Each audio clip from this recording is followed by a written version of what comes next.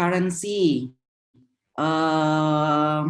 valuta asing, ya, atau mata uang asing.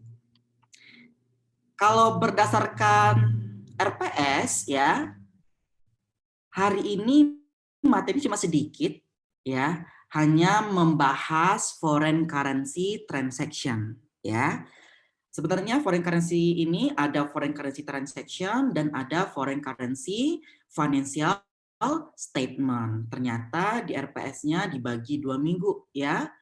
Berarti yang foreign currency financial statement yang nanti kita pakai metode konversi translation dan remeasurement, ya, dan membuat kertas kerja konsolidasi itu dipelajari di minggu depan, ya.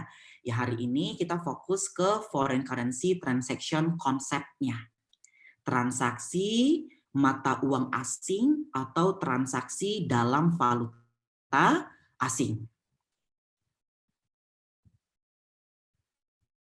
Oke.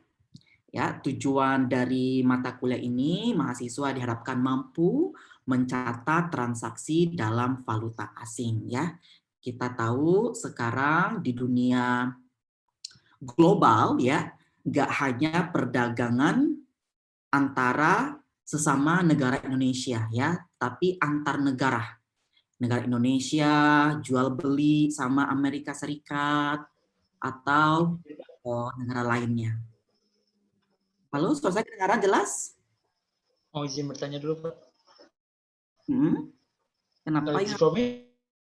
G-Form-nya dikumpul jam berapa ya, Pak? Harusnya udah dikumpul. Oh, udah ya, Pak. Oke, makasih, Pak. Tapi di situ ada limit nggak saya buat? Nggak ada ya, belum saya buat limit ya. Ya, yang kalau belum segera submit ya. Ya, Pak. Oke.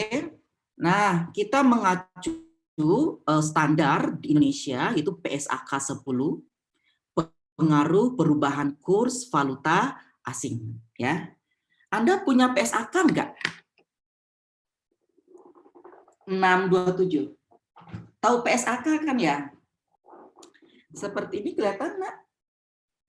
Ya, ini kitab kita ya. Ya, oke ya, saat dibaca ini tebal banget ya. Ini ada 3. Ada SAK umum ya, ada syariah. Ya, diharapkan membaca itu ya, PSAK 10.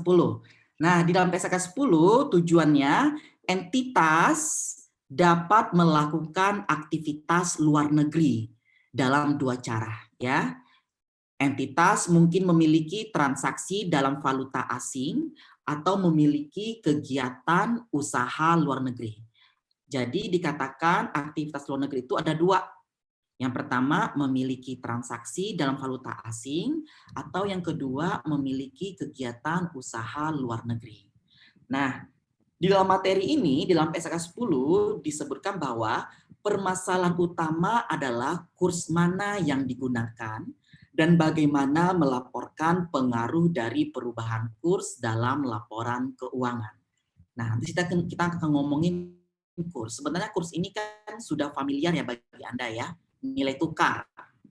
Oke, nanti kita perdalam lagi, kurs itu apa sebenarnya dan jenis-jenisnya apa. Oke. Nah, ini ada beberapa istilah mata uang yang perlu Anda bedakan. Yang pertama ada istilahnya mata uang lokal, ya. Kalau mata uang lokal berarti mata uang yang digunakan sebagai alat pembayaran yang sah dalam suatu negara. Contohnya negara kita, negara Indonesia. Berarti mata uang lokalnya apa sebagai alat pembayaran yang sah? Yaitu rupiah, ya. Kemudian ada mata uang asing. Berarti mata uang yang juga dijadikan sebagai alat pembayaran yang sah selain mata uang lokal. Oke, berikutnya ada mata uang pelaporan. Mata uang yang dijadikan standar pengukuran dalam menyusun laporan keuangan. Nah, yang penting sih ada namanya mata uang fungsional. Apa itu mata uang fungsional? Yaitu mata uang ya di dalam lingkungan bisnis di mana perusahaan atau entitas beroperasi. Nah, beberapa negara ya umumnya mata uang fungsional ini sama kayak mata uang lokal. Contohnya ya Indonesia, perusahaan Indonesia, perusahaan A, mata uang lokalnya rupiah, ya. Terus mata uang fungsional atau mata uang yang digunakan sehari-hari setiap transaksi itu juga rupiah. Pertanyaannya, apakah mata uang lokal selalu sama dengan mata uang fungsional?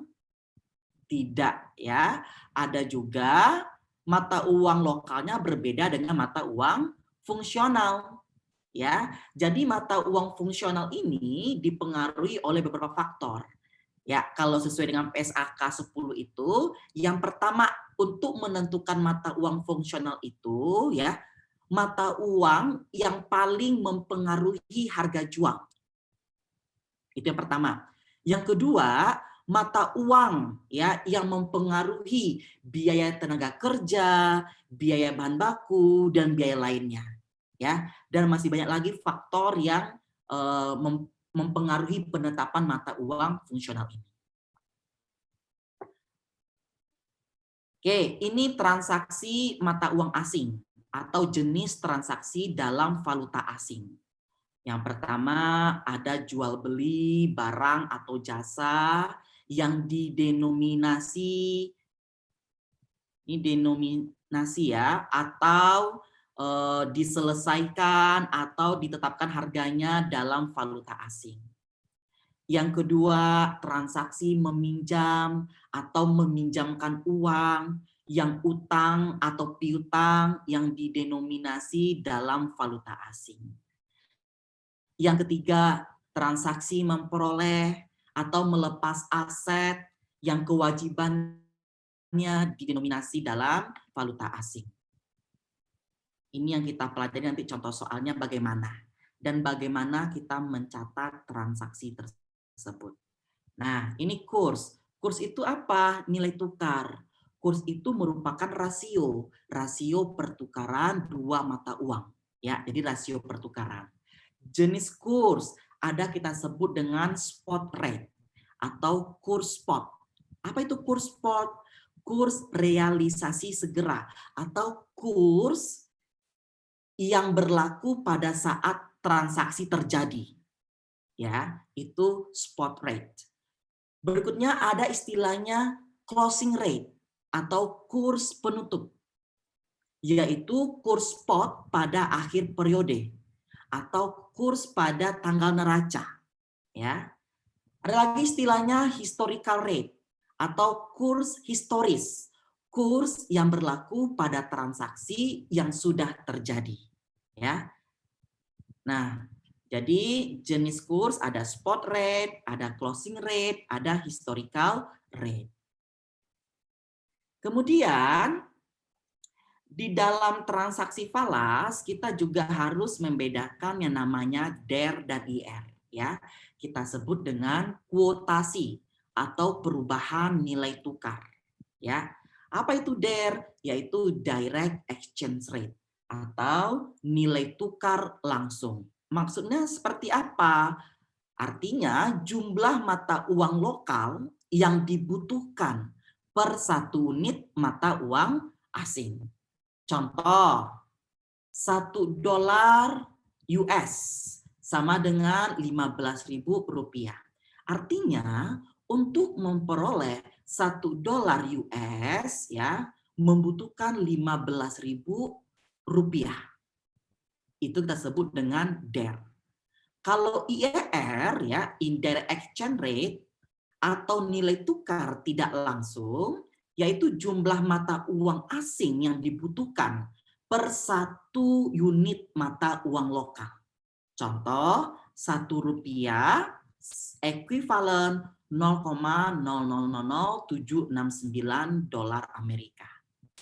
Maksudnya, untuk memperoleh Rp1 dibutuhkan 0,0000769 dolar Amerika. Ya, jadi ada kuotasi langsung dan tidak langsung. Nah, bagaimana accounting treatment-nya? Bagaimana nanti kita mencatatnya ya?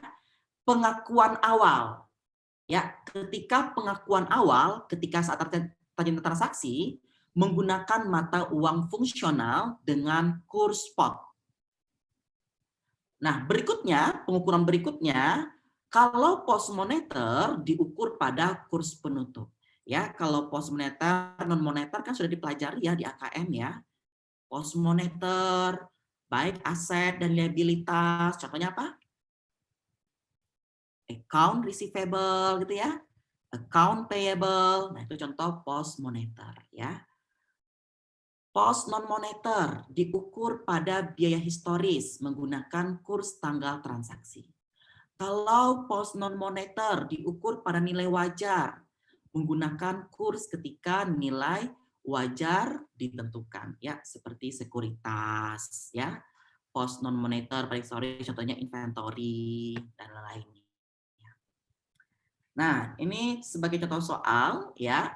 Berarti kan transaksi falas, transaksi valuta asing ya. Berarti kita ngomongin impor sama ekspor. Nah, ilustrasi pembelian yang didenominasikan dalam mata uang asing. B, importir mobil CBU. Pada tanggal 15 Desember 2020 membeli 1 unit mobil dengan harga $500.000 US. Kurs spot pada saat itu 1 US dollar ekuivalen Rp15.000. Pembayaran dilakukan pada tanggal 14 Januari 2021. Mata uang fungsional B adalah rupiah, yang juga sekaligus menjadi mata uang pelaporannya. Ya, jadi mata uang lokal si B ini ya, yaitu rupiah. Terus mata uang fungsionalnya sehari-hari transaksi si B ini menggunakan rupiah. Kemudian dia beli mobil, penetapan harganya dalam dolar. Berarti bagi B itu merupakan transaksi falas, transaksi mata uang asing. Ya. Oke. Ketika si B mencatat pembelian akan menjurnal ya, berarti ini pengakuan awal. Ya, dia pakai mata uang fungsional. Mata uang fungsional B kan tadi rupiah kan? Berarti debit purchase, kreditnya account payable ya. 7.500 berapa? 7.500.000.000 ya. Ini rupiah. Oke, $500 dikalikan 15.000 rupiah. Ini pada saat kita beli ya. Kemudian di akhir periode, nah, ini berarti kita menggunakan kurs spot ya. Di akhir periode ternyata dolar Amerika 15.200. Awalnya di berapa? 15.000. Sekarang 15.200. Artinya rupiah terhadap dolar melemah atau menguat, nah?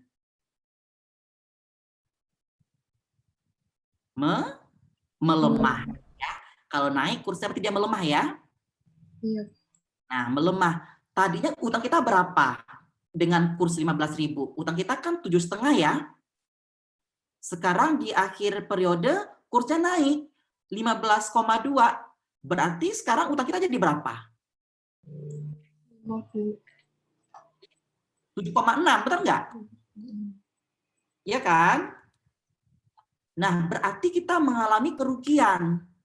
Ya, kita jurnal pada akhir periode atau adjustment-nya debit exchange loss kredit AP sebesar selisihnya 15.200 dikurangkan dengan 15.000 dikalikan dengan 500.000 ini.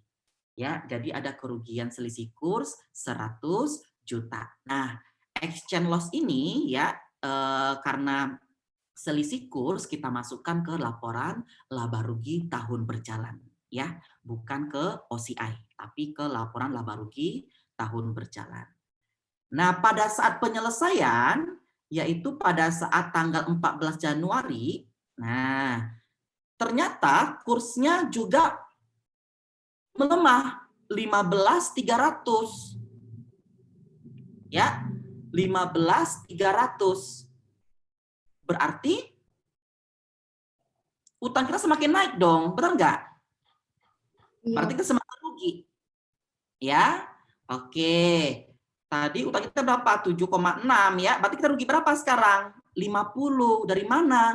15.300 dikurangi 15.200 ya. Jadi kita mengalami kerugian 50. Nah, kita bayar utang kita berapa? 15.300 dikalikan dengan 500, itu 7650. Kita jurnal pada saat penyelesaian bayar utang, debit account payable 7,6, debit exchange loss 50, dan kreditnya cash 7,65.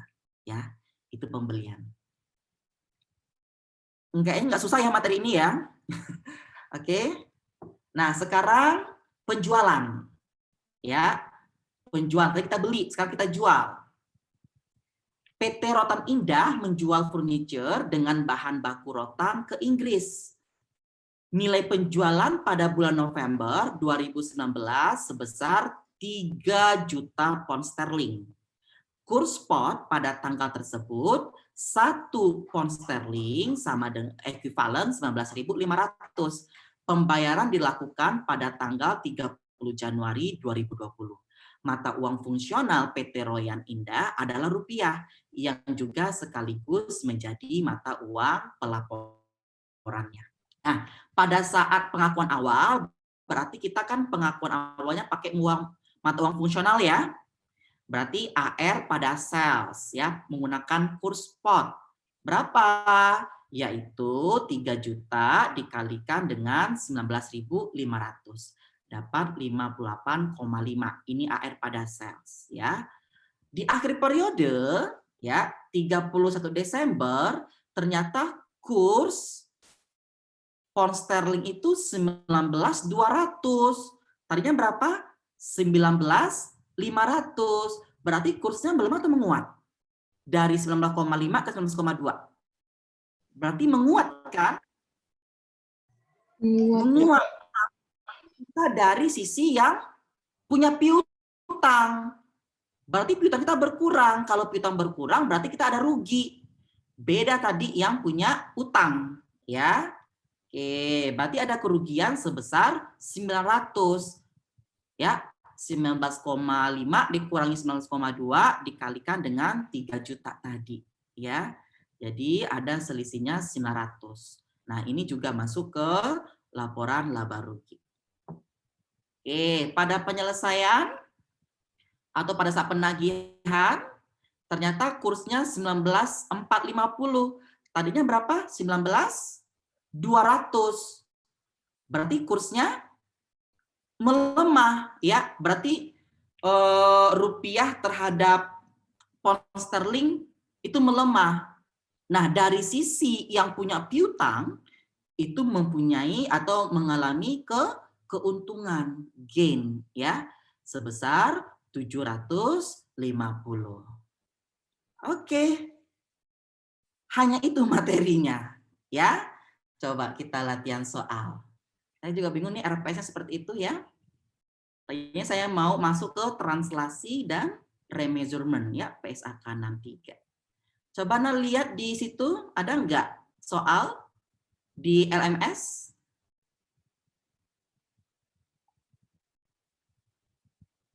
Ada, Pak. Oke ya, coba kita bahas ya, itu banyak soal lumayan ya.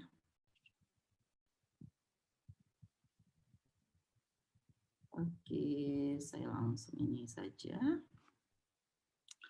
Kita mulai dari soal, sudah kelihatan Excel-nya? Sudah. Oke ya. Coba soal 4 dulu dibaca absen sekarang, absen berapa?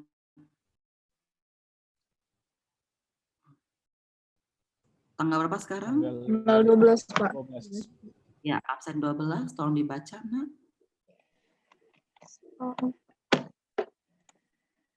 Zimmer Corporation, sebuah perusahaan Amerika Serikat, membeli barang dagang dari Toy Show Company of Japan pada tanggal 1 November 2006 seharga 10 juta yen, yang akan dibayarkan pada tanggal 1 Desember 2006. Kurs spot untuk yen pada tanggal 1 November adalah 0,0075 USD. Dan pada tanggal 1 Desember, kurs spotnya adalah 0,0076 USD. Yang diminta, pertama, apakah dolar melemah atau menguat terhadap yen antara tanggal 1 November dan 1 Desember 2006? Jelaskan. Yang kedua, pada tanggal 1 November 2006, berapa Zimmer akan mencatat utang usaha kepada Toysho? Yang ketiga, pada tanggal 1 Desember 2006, Zimmer membayar 10 juta yen kepada Taisho. Buatlah ya jurnal untuk mencatat pelunasan utang tersebut pada pembukuan Zimmer. Dan yang keempat adalah, jika Zimmer memilih melindungi nilai posisi kewajiban bersihnya pada tanggal 1 November, apakah perusahaan telah mengadakan kontrak forward untuk membeli yen? Dan selanjutnya, Pak. Ya, yang nomor 4 ini masuk ke derivatif ya. Kita satu dikit dulu. Oke, berarti si Zimmer, perusahaan AS, dia beli barang ya ke si Taisho. Berarti perusahaan Amerika ini kan dia pakai US dollar kan? Iya, Pak. Si Taisho dia pakai yen Jepang. Bagi si Zimmer itu merupakan transaksi mata uang asing atau transaksi falas ya. Oke, apakah dolar melemah atau menguat terhadap yen? Dolarnya pada saat transaksi berapa? 0,075. Kemudian di 1 Desember berapa kursnya, Nak? 0,076. Berarti itu melemah. Ya, kalau dia turun, kursnya berarti dia menguat ya. Oke, berarti dolar ini melemah terhadap yen, ya. Yang kedua, sekarang udah paham belum melemah menguat? Paham ya?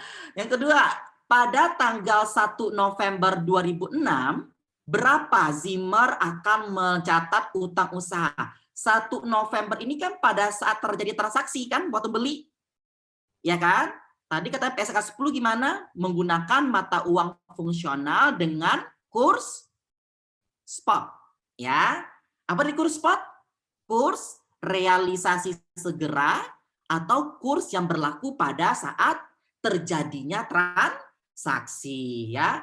Kita jurnal inventory waktu kita beli kayak biasa pada account payable atau purchase pada account payable. Berapa? Yaitu 75. Dari mana? Ya, dari 10 juta yen ini dikalikan dengan kurs 0,075. Ya, pada saat terjadinya transaksi. Oke, berikutnya 1 Desember 2006 ya, di sini nggak diketahui kurs pada saat apa nih? Oh. Oke, dibayarnya tanggal 1 Desember ya. Pada tahun yang sama. Oke, berarti kita nggak perlu membuat di 31 Desember 2006. 1 Desember dia langsung bayar utang ya. Ternyata kursnya 0,076. Berarti utang kita nambah atau berkurang? Sebenarnya, Nak. Nambah. 75 kan? Pada saat pembayaran kursnya naik. Berarti utang kita 76 kan? Betul nggak? Iya, Pak. Ya, berarti yang kita bayarkan 76 ya, kasnya 76. Tadi yang utang kita cari kan 75 ya. Berarti ada selisih kurs ya, berarti kita mengalami kerugian ya, masuk ke debit exchange loss 1000. Sampai sini bisa dipahami? Bisa, Ya, Pak. masih bisa ya. Bisa, Pak. Oke, coba berikutnya kita bahas beberapa soal. Ini masih transaksi pembelian ya. Oke, berikutnya 7 tambah 4 siapa? Silakan.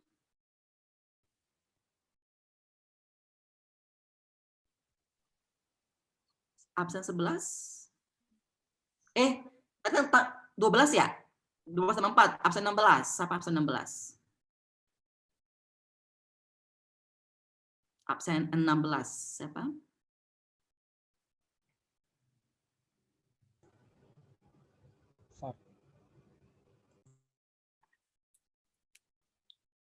Ada orangnya?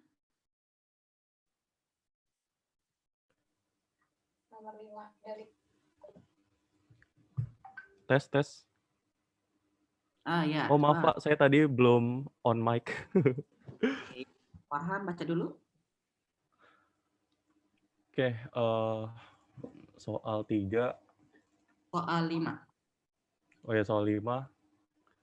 Monroe Corporation mengimpor barang dagang dari beberapa perusahaan Kanada dan mengekspor produknya sendiri ke perusahaan Kanada lainnya. Akun yang belum disesuaikan yang didenominasi dalam dolar Kanada per 31 Desember 2006 adalah sebagai berikut. Piutang usaha dari penjualan barang dagang pada tanggal 16 Desember kepada Carver Corporation, penagihan adalah $150.000 Kanada dan jatuh tempo tanggal 15 Januari 2007. Nilainya $103.500. Lalu utang usaha kepada Forest Corporation untuk barang dagang yang diterima tanggal 2 Desember dan dibayar pada tanggal 30 Januari 2007, penagihan adalah $275.000 Kanada. Nilainya $196.250. Kurs pada tanggal tertentu adalah sebagai berikut. 31 Desember 2006, kursnya itu 0,68 US dollar, 15 Januari 2007 0,675 US dollar, 30 Januari 2007 0,685 US dollar. Lalu yang diminta adalah yang pertama tentukan keuntungan atau kerugian kurs bersih dari dua transaksi yang akan dicantumkan pada laporan laba rugi tahun 2006.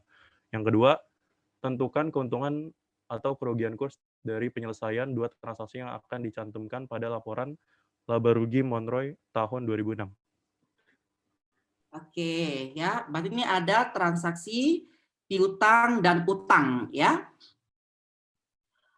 Oke, Betul, piutang usaha dari penjualan barang ke Carver. Berarti kita si Monroe ya.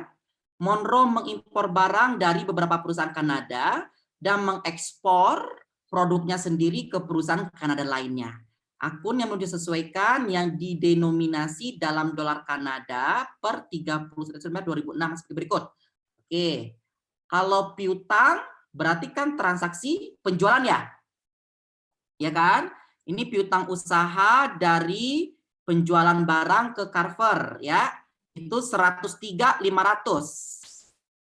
Dalam bentuk dolar Kanadanya yaitu 150.000 dolar Kanada. Utang saldonya 195.250 atau 275 dolar Kanada. Di soal dikasih kurs 31 Desember 2006 yaitu 0,68 ya. Ini 1 Kanada ya. Kemudian 15 Januari 2007 0,675 dan 30 Januari 2007 0,685 ya. 15 Januari 2007 ini merupakan jatuh tempo atau penagihan piutang. Yang 30 Januari ini kurs ini pada saat bayar utang. Ya. Diminta keuntungan atau kerugian kurs bersih dari dua transaksi. Oke, sekarang kita cari pada akhir tahun 2006 apakah ada selisih kurs dari piutang dan utang tersebut. Oke, kita lihat ya. Awalnya berapa piutangnya? 150 dolar, ya kan? 150.000 dolar Amerika. Sedangkan kurs pada akhir tahun 0,68, ya kan? Oke. Kalau Anda perhatikan di soal seperti itu ya. Sebentar.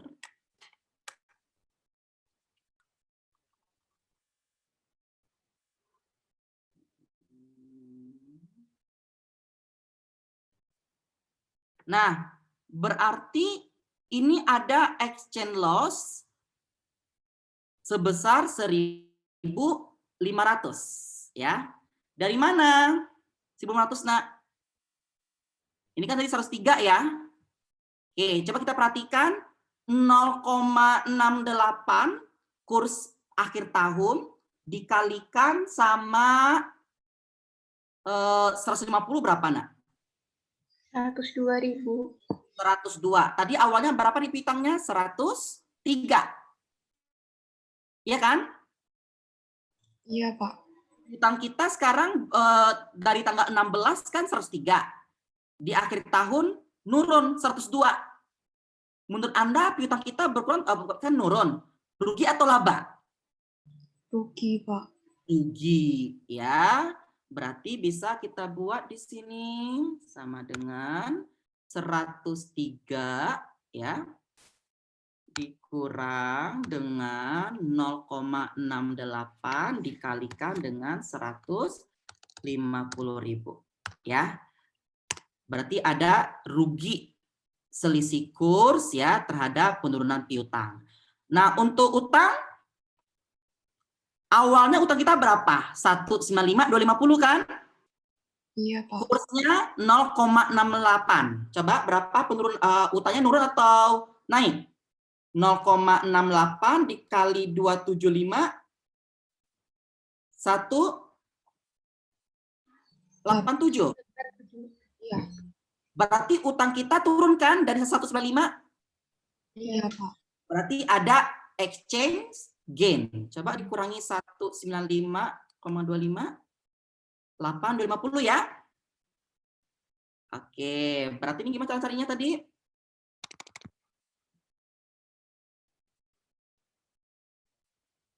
Hmm, 0,68 dikalikan dengan 200, sorry. 0, dikalikan dengan 275. Ya, dapat 8,250. Nah, selama tahun 2006 ini tadi ada loss ya, yang piutang 1.500 di debit, kemudian ada gain di kredit 8.250. Kita offset ya, ternyata netnya berapa? Ada keuntungan sebesar 6.750. Dari mana? Dari 8.250 dikurangkan dengan 1.500. Kemudian yang kedua, tentukan keuntungan atau kerugian dari penyelesaian. Nah, sekarang pada saat penagihan piutang dan pembayaran utang, ada nggak selisih kurs? Ya, ada kerugian atau keuntungan nggak? Oke, kita mulai dari penerimaan piutang. Penerimaan piutang itu kan tadi tanggal berapa? 15 Januari kan? 15 Januari ternyata kursnya berapa? 0,675 ya, 0,675. Berarti kita dapat kasnya berapa? 0,675 dikali 150, benar nggak? Iya, Pak. Ya. Oke, berarti ini 0,675 dikali dengan 150.000 dolar Kanada. Oke. Kemudian account payable-nya. Nah, tadi account payable kita berapa tadi? Di awal. 103 gitu kan? Di akhir tahun tadi berapa? 102. Oke ya, jadi sini ada 102 ya. Diselisihkan ada exchange loss-nya. Oke.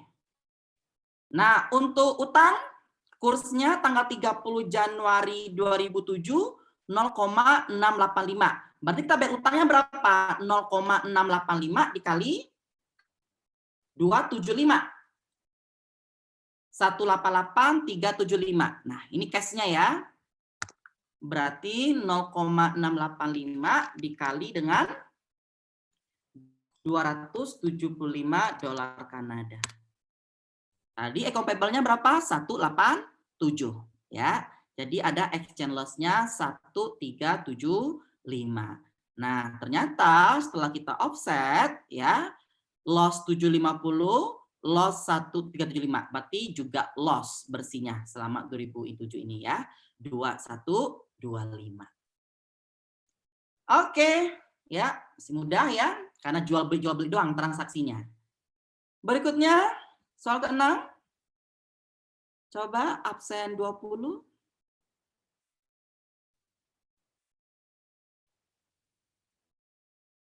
Ada absen 20? Ya, Pak. Soal 6. Shelton Corporation of New York adalah dealer perhiasan bertaraf internasional serta terlibat dalam sejumlah aktivitas impor dan ekspor. Piutang dan utang Shelton dalam unit mata uang asing sebelum penyesuaian akhir tahun pada tanggal 31 Desember 2006 diikhtisarkan sebagai berikut. Mata uang asing pound Inggris itu 100.000, kurs pada tanggal transaksi 1,6500 dolar per pembukuan dolar dalam AS 165.000 dolar, kurs saat per 31 Desember 2006 yaitu 1,6600 dolar. Untuk euro, unit mata uangnya 250.000, kurs pada tanggal transaksi 0,66. Per pembukuan dalam dolar AS 165.000 dan kurs saat ini per 31 Desember 2006 yaitu 0,6700. Krona Swedia, unit mata uangnya 160.000, kurs pada tanggal transaksi 0,6600, per pembukuan dalam dolar AS 105.600 dan kurs saat ini per 31 Desember 2006 0,6400. Yen Jepang, unit mata uangnya 2 juta, kurs pada tanggal transaksi 0,0075, per pembukuan dalam dolar AS 15.000, kurs saat ini per 31 Desember 2006 yaitu 0,0076. Total dari per pembukuan dalam dolar AS yaitu 450.600 dolar. Untuk utang usaha yang didenominasi dalam mata uang asing, dolar Kanada, unit mata uangnya 150.000, kurs pada tanggal transaksi 0,7000 dolar, per pembukuan dalam dolar AS 105.000 dolar, kurs saat ini per 31 Desember 2006 0,6900. Peso Meksiko, unit mata uangnya 220.000, kurs pada tanggal transaksi 0,1300, per pembukuan dalam dolar AS 28.600 dan kurs saat ini per 31 Desember yaitu 0,1350. Terakhir yang Jepang, unit mata uangnya 4.500.000, kurs pada tanggal transaksi 0,074, per pembukuan dalam dolar AS-nya 33.300 dan kurs saat ini 0,0076. Jadi total per pembukuan dalam dolar AS untuk utang usaha adalah 166.900 dolar. Diminta nomor 1, tentukan jumlah di mana piutang dan utang harus dilaporkan pada neraca Shelton per 31 Desember 2006. Nomor 2, hitunglah keuntungan dan kerugian individual atas setiap piutang dan utang serta keuntungan kurs bersih yang harus disajikan pada laporan laba rugi Shelton tahun 2006. Oke, berarti si Shelton ini perusahaan di Amerika ya? Betul nggak? Ya, dia transaksi jual beli atau impor ekspor perhiasan. Jualnya ke siapa? Ke Inggris, euro ya. Pakai ini mata uangnya ya, pound sterling, krona ya, bukan corona ya.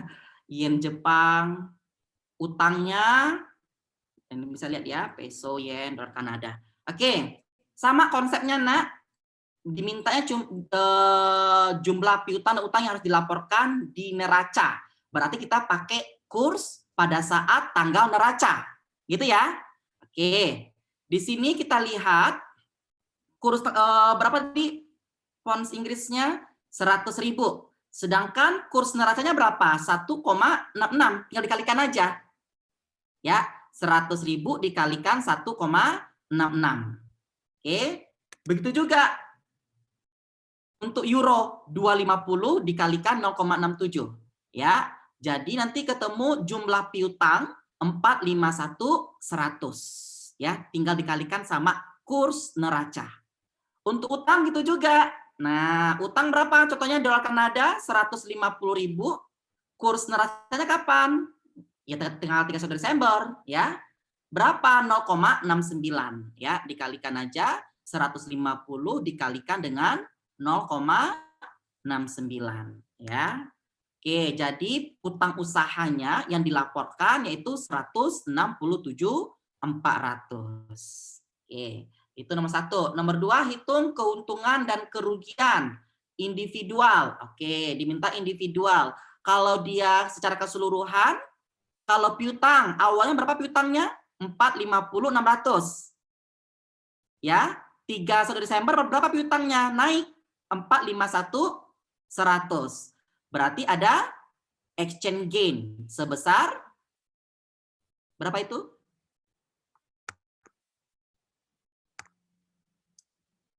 $500. Iya. Ya. Ini gain. Kemudian kalau utang, Nak, kalau secara keseluruhan, utangnya tadi awalnya 166. Sekarang 167 naik. Berarti rugi dong. Sebesar 500 juga. Ya. Kalau kita secara keseluruhan, berarti kan kalau di offset 0 kan, untung 500, rugi juga 500, ya. Nah, kalau secara individu tinggal kita hitung sama masing-masing. 165 piutang ya. Terus dari Inggris ya, kemudian dilaporkan 166. Berarti ada kenaikan piutang 1000, berarti gain ya. Untuk euro ada gain juga 2.500. Oke, ini tinggal membandingkan aja ya pembukuan di dolar Amerika sama setelah kita pakai kurs neraca ya. Oke, seperti ini ya jual beli transaksi dalam falas ya, tidak menantang ya. Nanti baru menantang waktu kita belajar remeasurement ya, PSAK 63. Oke. Ini ini soal 3 ya. Masih sama ya, Nak. Coba satu lagi. Absen 24 siapa?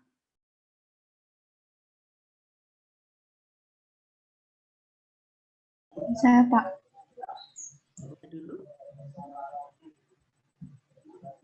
Soal 3.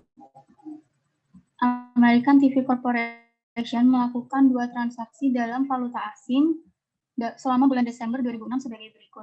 12 Desember membeli suku cadang elektronik dari toko Company of Japan dengan harga faktur sebesar 50.000 yen ketika kurs spot untuk yen adalah 0,00750 dolar. Pembayaran akan dilakukan tanggal 11 Januari 2007. 15 Desember menjual TV kepada British Products Ltd seharga 40.000 pound ketika kurs spot untuk pound Inggris adalah 1,65 dolar. Faktur didenominasi dalam pound dan jatuh tempo tanggal 14 Januari 2007. Diminta buatlah ayat jurnal untuk mencatat transaksi yang berlangsung. Buatlah ayat jurnal untuk menyesuaikan akun American TV Corporation per 31 Desember 2006 jika kurs saat ini adalah 0,00760 dolar dan 1,60 dolar masing-masing untuk yen Jepang dan pound Inggris. Buatlah ayat jurnal untuk mencatat pembayaran kepada toko company pada tanggal 11 Januari 2007 ketika kurs spot untuk yen Jepang adalah 0,00765 dolar dan untuk mencatat penerimaan dari British Products Ltd pada tanggal 14 Januari 2007 ketika kurs spot untuk pound Inggris adalah 1,63 dolar. Oke, ya sama jual beli ya. Berarti pada saat tanggal 12 Desember kita beli ya dari toko company ya perusahaan Jepang 50.000 yen, berarti 50.000 yen dikalikan dengan kurs spotnya berapa? 0,00750 ya, berarti purchase pada account payable atau inventory ya 375. Kemudian kapan katanya jatuh temponya 11 Januari. Oke, tanggal 15 Desember kita jual. Jual berarti AR pada sales ya. Menggunakan pounds Inggris kan, berarti 40.000 dikali kursnya 1,6566. Kemudian di akhir tahun kursnya berubah ya. Untuk kurs yen berapa akhir tahun? Yaitu 0,076. Awalnya berapa? 0,075. Berarti dolar Amerika terhadap yen itu menguat atau melemah? Itu melemah ya, melemah. Dari sisi si American TV Corporation karena dia membeli berarti dia mengalami kerugian ya sebesar 5.000. Begitu juga untuk waktu menjual kepada British ya. Oke, nanti bisa lihat sendiri ya. Oke, nanti ini saya share ya.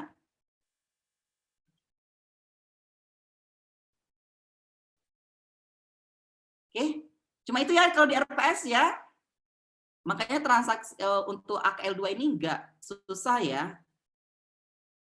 Di AKL1 yang lumayan karena konsepnya. Sebentar saya cek dulu jawaban Anda tadi.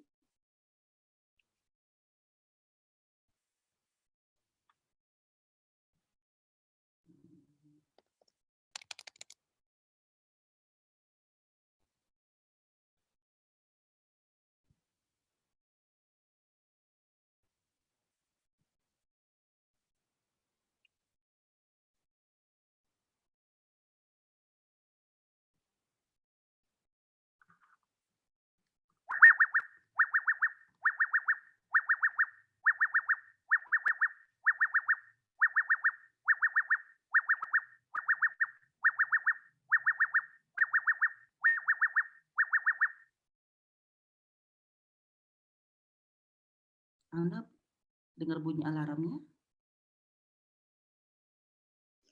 Dengar. Benar, Pak. Benar, Pak. Dulu ya.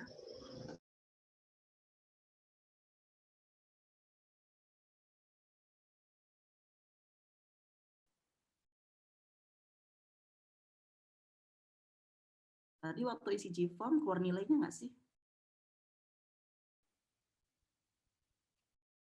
Keluar, Pak. Ada, Pak. Kalau kita mau ngelihat, Pak. Kalau nggak mau ngelihat ya nggak keluar. Kenapa, Nak? Keluar. Keluar ya. Ya, nggak apa-apa ya. Segitu dulu nilainya ya. Mudah nanti ke depannya bagus. Oke, nanti saya cek lagi di apa yang Anda tulis ya. Lumayan tertinggi 87. Apakah susah soalnya? Yang pertama apa tuh, Nak? Mengenai subsidiary mutual health ya. Yang kedua, parent mutual health ya. Ya. Anda ganti si anaknya menggunakan metode ekuitas, bukan cost. Ya. Yang ketiga, ada di workbook ya, kalau Anda rajin mengerjakannya. Ya. Oke, nggak apa-apa. Untuk berikutnya ya, mungkin bulan Ramadan Anda fokus ibadah ya, biar Muslim, benar nggak? Untuk tugasnya mungkin saya apakan ya? Gini aja ya, ada ide nggak? Siapa Nadia atau Hafil? Per kelompok aja kali ya. Iya. Boleh. Per kelompok ya. Nah, Anda milih sendiri kelompoknya ya. 29 saya maunya 5 kelompok. Ya, 5 kelompok. Berarti bagi berapa tuh? Bagi Ada 6. 5 kelompok. Iya, ntar 6. 6. Iya. Ada yang 5, ada yang 6, Pak. Iya, ada yang 5. Oke. 5 ada 6 ya. Oke, coba di buku workbook-nya Bu Dia itu campur ya. Benar nggak, Nak? Campur sama derivatif kan itu? Apakah Anda sudah mengerjakannya? Anda kalau mata kuliah hari ini belajar nggak sih sebelumnya? Atau enggak? Baca dulu sih. Baca aja, Pak. Baca ya. Ini kita angkatan berapa ya ini ya? 2018. Iya, 2018. Berarti dulu penerimaannya berapa sih mahasiswanya? 7.000? 8.000 berapa dulu? 7.301. 7.000? 301 kuotanya, Pak. Banyak juga ya. Sekarang 205. 50. Iya. 275. Kemungkinan itu pintar-pintar semua berarti ya 275 itu ya. Benar nggak sih? Iya, Pak, banget, Pak. Iya, Pak, benar, Pak. Banget, Pak. Soalnya tesnya 4 tahap, Pak. Mungkin saya sebelum ngajar udah ditanya dulu kali ya. Langsung minta kuis di awal Pak. Mesti. Kan gitu logikanya kan 275 dengan banyak yang daftar ya. Ya, mudah-mudahan ya. Oke. Coba lihat di workbook-nya, Nak.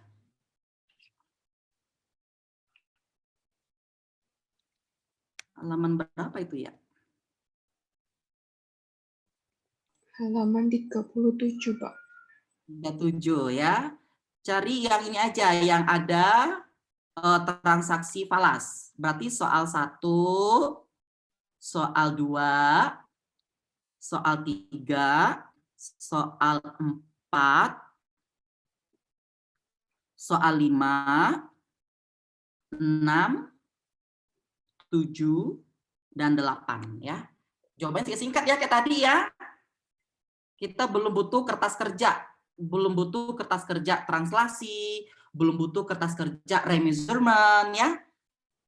Masih menghitung selisih kurs seperti contoh soal tadi. Bisa dipahami, Nak? Ya. 8 soal ya, 8 soal. Kalau ketemu 8 soal, soalnya yang typo atau ada derivatif, silakan pakai asumsi ya. Oke. Sampai sini dia mau ditanya? Apa masih ada kuliah lagi? Udah enggak Pak. Udah cukup.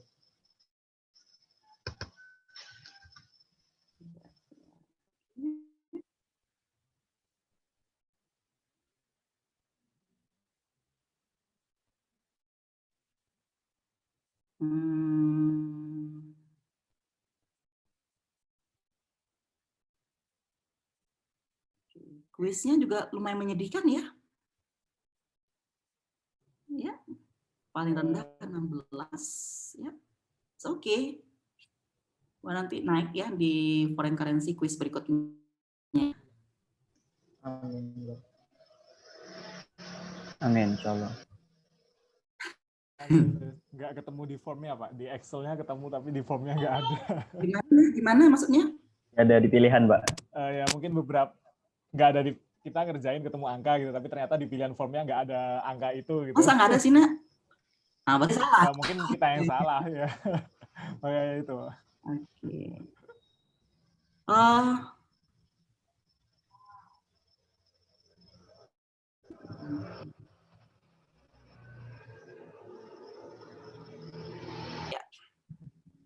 Ya, maka hati-hati ya ketika baca soal ya. Tergantung metode apa yang digunakan ya, seperti soal yang Anda kerjakan 14 dan 15 ya, connecting affiliate, benar kan? Rata-rata kelas ini mengasumsikannya gain ya. Iya, Pak. Ya, tergantung dia pakai metode apa ya. Apakah dia menggunakan metode cost atau equity. Contoh si P equity, si S menggunakan equity juga. Ternyata si U menggunakan cost method ya. Berarti ketika si U mengalokasikan si S ya kan? Karena si S menggunakan cost method ya terhadap U, contoh gitu. Berarti ketika si U mengalokasikannya bukan pakai yang separate income, tapi pakai yang dividen. Gitu-gitu ya. Oke, sebenarnya itu materi itu kan sudah dipelajari akal 1 ya sama Pak Amri ya sini ya? Iya, Pak. Ingat ya, jangan, saya nggak suka kalau mahasiswa mikirin nilai, khusus kelas saya. Ya, kita santai aja. Yang penting Anda dapat ilmunya. Oke, nanti Anda ngerjain tugas ya, semuanya nggak telat, insya Allah juga bagus nilainya. Bisa dipahami? Bisa, Pak. Bisa, Pak. Ya. Siap, bisa Pak. Dibaca dulu yang materi translasi sama remeasurement ya. Oke, kalau tidak ada lagi yang mau ditanya, saya akhiri sampai sini.